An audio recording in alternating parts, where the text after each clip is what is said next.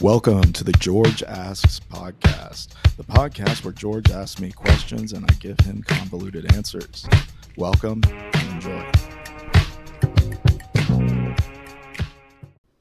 The war will be decided in the West, but the peace will be decided in the East.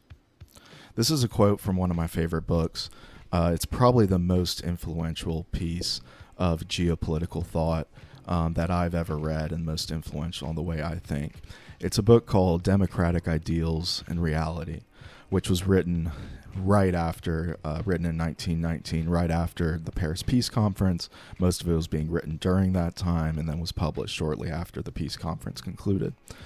And it's taking a lot of the lessons and essentially looking at a mismanaged war where on a tactical level, generals weren't able to come up with ways to overcome the other side's defenses, showing in a bright light that strategically none of the strategies were sound on any side. And you get the collapse of many empires, the Austro-Hungarian Empire, the Russian Empire, the German Empire, as a result. And he talks about essentially the dilemma facing the democracies in this aftermath. It goes into what Tolkien was writing about in Lord of the Rings based off his experience in World War I, was this idea of a doomed victory, of we've been victorious, but the costs were so high that we'll never be the same. You know, victory where you lose something irreparably and you can't get it back. But originally, what the quote was referencing is World War I, that this war, the war itself, was decided in the West. But he notes the importance that the peace is going to be decided in the East. And that was one of the issues that he had with the Paris Peace Conference, is that without Russia in the equation due to their revolution, and with the Germans not taking part in the Paris peace talks, they simply were on the receiving end of whatever the Allies came up with. And if you don't include the Germanic and the Slavic peoples in that discussion, you can't actually settle the peace of Eastern Europe. And he rapidly predicted that would create conflict in the new states that they set up, from Poland down to the Balkans. That was going to be the next war zone. And he said within another generation of roughly 20 years, which he was almost exactly right. So what I wanted to do was go through essentially this view of World War I and II together, and look at it as what is the geopolitical realities of Europe as it stands today. And always has been. It's one of those things that this hasn't gone away. The dynamic is just very different since the post-World War II era, which I want to get into in another podcast. But there are a lot of historians that look at these two wars and say, it's a very British anglicized version to say it's World War I and II, because for other countries it doesn't quite seem that way. Their experiences were very different between the two wars, either at its scale, their participation, the side they were on, the ambitions, the goals, the justifications for the war, etc. So what do you need to know when you're looking at geopolitics in Europe? Well, there's three major groups of peoples that you have to take into account. And what the three are is the Romantic, the Germanic, and the Slavic. And so with the Romantic, you have at the leading edge of that, you have France, and then you have the other Mediterranean countries as well, particularly on the western side. You get the Germanic, which is all in Central Europe and Austria, Germany. And then you start to run over into Slavic groups. And there's a lot of overlap, especially once you start going east, where there's a lot of Germans and Slavic groups living together in places like Czechoslovakia, Hungary, maybe not Hungary as much, but there's a lot of minority groups in all of these areas.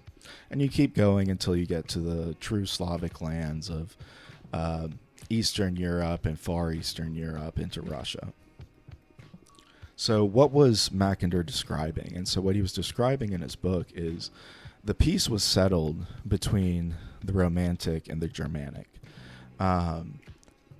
However, the fact that what had happened in the East was not settled meant that there was going to be disputes over those territories. So, for example, prior to Germany losing the war, they go on a massive offensive in the East after peace talks break down. Essentially, Trotsky goes to the Germans and they give him terrible terms. Once the communists are taken over after the revolution, they want an end to the war, but the terms from the Germans are really difficult to accept because also the Germans are very far advanced into Eastern Europe by this point. And so what happens is they have a no war, no peace policy. And this means that it's a very revolutionary government thing to do, but they will not accept a peace terms. They will not fight, but they will not also accept an end to the hostilities. It's very confusing, and obviously it doesn't work because all it does is tell your enemy we're not going to attack and our army's in shambles and we don't want these bad terms. So the Germans just start advancing and eventually force the Soviets to sign the Treaty of Brest-Litovsk, which is a very far in Eastern Europe city, which is where the line was almost, it's a little past that, it's forward advance. Now, what were the Germans asking? The Germans were asking for 60% of mineral and agricultural resources and about 40% of the population. And these are massive populations. This is that broader Slavic, Russian, what later was the USSR or Soviet Empire, can be up to 200 million people in that whole area. But at this time it was lower, and 40 million people's about a third of the people and about a little over half of all the good resources and industrialized areas. So the Soviets couldn't accept this. But then the Germans go on to lose the war. And that's a big issue because then if the Germans have lost the war, they can't enforce the peace that they had with the communists. And the Allies, they can't enforce anything in Eastern Europe with no troops or access there, and definitely not sending any expeditionary forces there. So what they've done is they've set up a corridor, which was supposed to be a buffer zone between the Germanic and Slavic powers, which would be Russia is the tip of the spear for the Slavic powers, and Germany's the German Empire, and Germany become the tip of the spear for the Germanic peoples. And so this corridor was seen as a corridor of a bunch of states that would have all their interests would be aligned to appease their neighbors in a way. And it was a very optimistic view that somehow these states that had never been states before would somehow be able to defend themselves, engage in fair trade negotiations with these two superpower status neighbors. Now, in the short time after the war, this was okay because, Poland even went to war with Ukraine over territorial borders in some of the years after the war, but that was because Russia and Germany were on their backs. And that's the biggest problem with the Treaty of Versailles, is that you make a treaty where two of the greatest powers in Europe, Russia and Germany, are completely on their backs and not engaged in the peace process. And the fact is, they're not always going to be that way. So, for example, Germany was eviscerated financially, went through many hardships. Its army was beaten, tattered, and worn down. But its industrial areas were untouched. All of the fighting went on in France's and other theaters of warfare. So with their industry intact, it's not that difficult to understand how within 10, 20 years, everything would be back to normal and they'd be that powerhouse, that leading edge of culture in Europe. Same thing with the Russians. The Russians have fallen apart at many times, but they've undergone, the Russian Revolution's a unique one because they had been under the czars. But the idea of Russia constantly, the adage is it's always either expanding or contracting. This happened under the czars as well. Russia's always a threat. It just is not always clear where their borders are. And we can get into how Russia sees national security. But if you're looking, right now we're looking at Europe as a whole. So this is where we get to look at World War I and World War II as a 30 years war. And the easiest way to do that is to understand the coalitions and kind of what ended up becoming the parlance and the extremism of the 30s is in the Slavic, Germanic, essentially it's almost a racial and ethnic view. And this is one of the things that had to be addressed after World War II is the idea of ethno-states. The idea after World War I was, since the war was so bad for a lot of minorities and people that didn't have rights, the idea was to give them all their own states.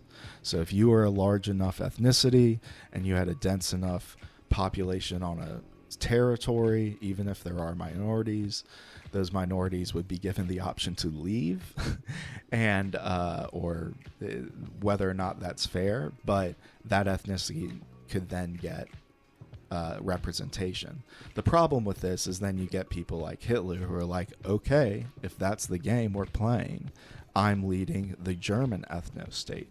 And so he constructs this form of socialism that is socialism, powerful government, lots of welfare for people, corporate alignment with government interests and vice versa, a lot of government socialistic and inner workings of the economy. If you're interested in this, there's a great book by Gunther Reinmann called The Vampire Economy. It's a horrible way to run the economy, but if you're trying to align your industry with this ethno-racial objectives, that's what Hitler was ultimately doing and what he did. His idea of socialism was not socialism for all, it was for his ethnicity. In Russia, you get a different form of social totalitarianism, and this one was more Marxist, classist, and Leninist. So Lenin added a lot of the interesting aspects of how the revolution plays out, how the dictatorship of the proletariat plays out, how long they need to take control, and who their enemies are. But the way to view these two wars is it's a fascinating story, because from the German perspective in World War I, yes, there was the assassination in Sarajevo, but the real trigger for World War I was the mobilization by the Russians. They were the first ones to mobilize, and that's what The Guns of August is a great book as well that goes into this, but once you hit their equivalent of a nuclear button of mobilization, everyone else has to hit their mobilization. And once that's in process, you can't stop it and you can't change it. When troops are getting deployed, they are going there.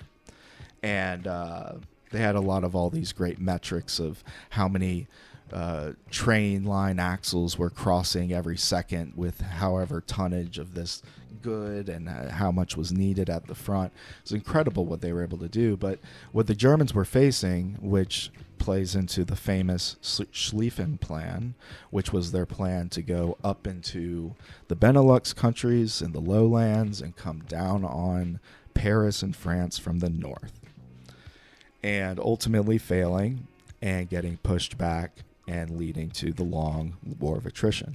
But the reason they did that was because they had to fight the Slavs and the Romantics. And the Romantics are efficient, industrialized, and a smaller territory. And the Slavics are less efficient, less industrialized, their rail system was not as good to get their troops to the front and as quickly as the other powers. So the idea was, Russia will take a long time. We throw everything at France, knock them out in 6 to 8 weeks, and then turn everything east.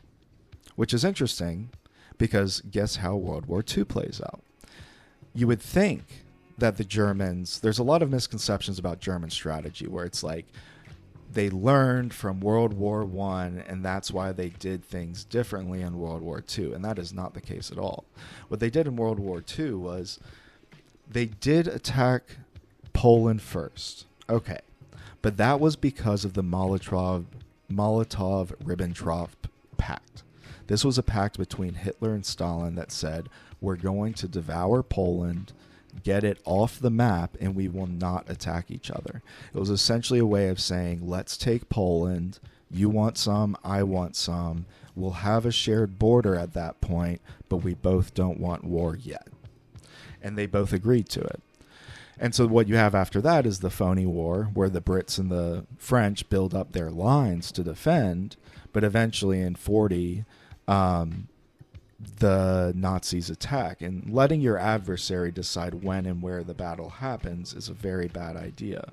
So they break through, and it seems similar in the long term, especially in Hitler's mind, maybe not the generals, but what he's done is he's gone west to take care of the Romantic powers. He views Britain as a problem, but he does see them as semi-Germanic, and he does make overtures at certain points of Britain can be the sea power of the world and Germany can be the continental power of the world.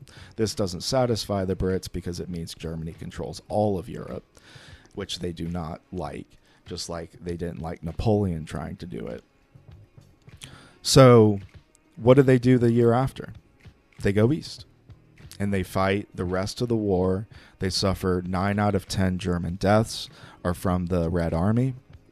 Most of their resources are over there. The biggest battles in history are on that front. And that's why when I study World War II, I study the Eastern Front. That is the war in Europe in most senses of what happened. Studying the Pacific theater, I view as a wholly separate war almost. That theater is so different and the fighting is so different and the assets that are being used are so different. It's hard to compare, except that some assets are diverted between one or the other. That's their relation. But let's take a step back and look at that. So in World War I, the Germans say we have to fight on the east and west because we're surrounded. So let's throw our stuff at France, then throw our stuff at Russia. Of course, they fail and they end up with an awful two-front war that grinds them into powder. Now, Hitler does end up, again, with the two-front war. And a lot of people kind of say that as, what an idiot, like he accidentally did that. But essentially, a soldier, a corporal of World War I, Hitler employed the exact same strategy. He just did it in campaign seasons. You know, that campaign season with Poland was the testing run. Then he goes to France, covers his rear, and then it's time to go east. And it's essentially, if you could think about it, it's Hitler trying to reinstate the Brest-Litovsk. So when you hear Hitler say, I want to reverse the Versailles Treaty, that's part of it. Brest-Litovsk would give Poland, Ukraine, and some of the Baltics, not up to Riga, but some of the Baltics to Germany. And that's Lebensraum. That was the land they had acquired before they then lost the Kaiserslautern, their last offensive on the Western Front.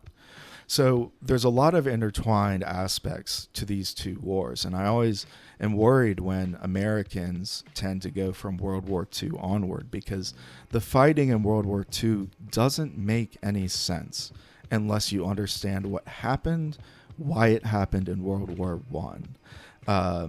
We can always go into the political ideology question as well of fascism, communism, and all these things taking power in major industrialized states because of the mismanagement and collapse after World War I. That's obviously important.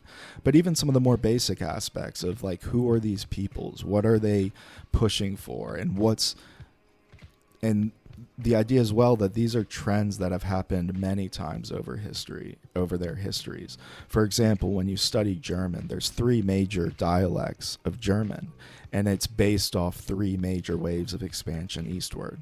There's the oldest time that they went during the late medieval period up towards Riga and the Baltic countries. That's why a lot of those places have German-based type universities, and there's Germans that live in those areas.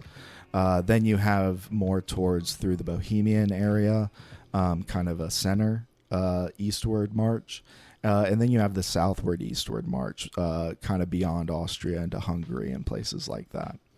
And they all have their own different sayings and ways of saying certain words and things like that, greetings and stuff. But it's very interesting. But it shows you that this moving east by the Germans has always been very important, because moving west just has never been an option because of the size of the land and the industrialized powers there as well. So I hope this helped give a little bit of context of what's going on with those Romantic, Germanic, and Slavic peoples. How are they relating with each other? How are they organizing themselves into states? Who's aligned with who? And what I'd like to do is eventually bring this then to what was changed after World War II that kind of eliminated this type of ethno-state system, in which you pinning a state against another state ultimately pins an ethnicity against another ethnicity. I think this is one that obviously comes up in the Israel crisis as well, but it's not a new problem. It's an old problem of how do you deal with these questions of what a state is, who's a citizen, who gets to benefit, which is always important as well. There can always be underclass citizens. Doesn't mean they're benefiting from those policies. But I see World War I and World War II, not in many ways I would agree with the 30 Years' War assessment, but I think they play into each other in a lot of dynamic ways that do instill a sense of continuity in a lot of these conflicts. We didn't even get into the Russian Civil War, where one of the reasons Poland was able to fight Ukraine was the Russians had millions of deaths in these fights on the rail lines beyond Moscow and on the frontiers. So maybe as a place to end, what I want you to think about is kind of where we started. Where is the war going to be won, and where is the peace going to be won? I squeeze cat, I squeeze cat, I squeeze cat, I squeeze cat, I squeeze cat, till my clips is empty. Till my clips is empty.